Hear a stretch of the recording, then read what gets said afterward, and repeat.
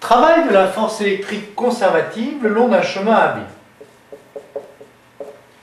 À vous de démontrer l'expression que le travail de cette force F est égal à QE fois AB fois cos alpha égale QEAB.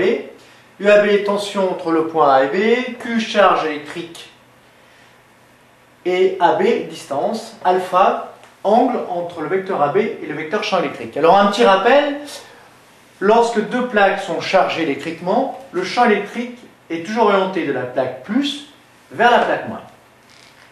On a vu précédemment que E scalaire AB est égal à la tension UAB. Et la force électrique, elle vaut quoi? Eh bien, quand une particule de charge Q est placée dans un champ E, elle est soumise à une force F qui vaut Q fois E.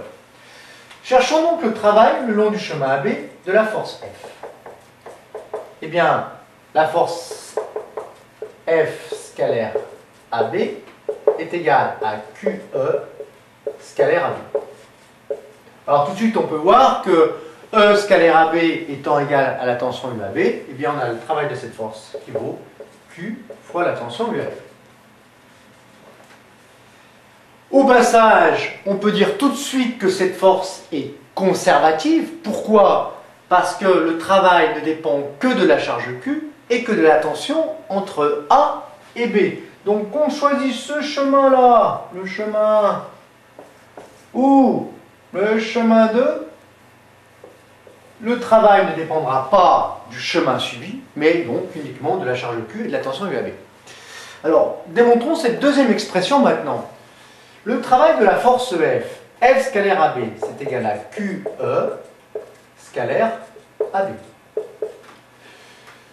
Donc, Q fois la norme de E, fois la norme de AB, fois le cosinus entre E et AB.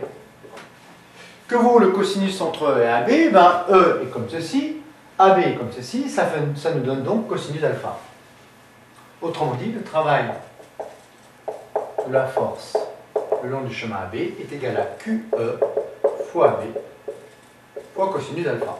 On peut prendre un exemple numérique. Allez, si la charge Q est égale à 5 fois 10 moins 19 coulombs, que le champ E vaut 10 volts par mètre et que AB est égal à 0,1 mètre, 10 cm, et que l'angle alpha est égal à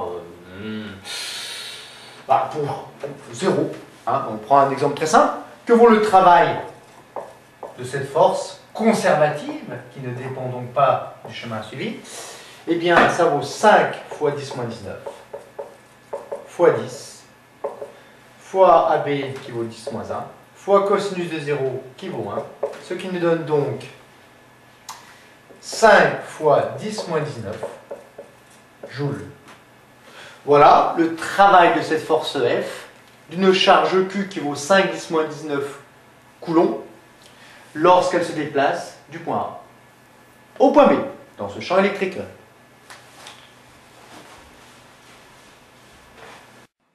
En conclusion, une particule chargée de charge Q placée dans un champ électrique E uniforme est soumise à une force électrostatique F égale QE.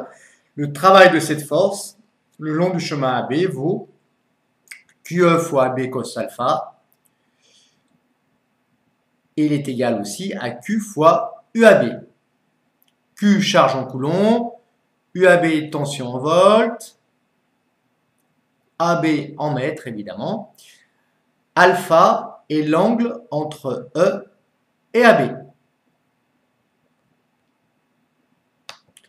Le travail ne dépend pas du chemin suivi, mais uniquement de la tension électrique entre les points A et B.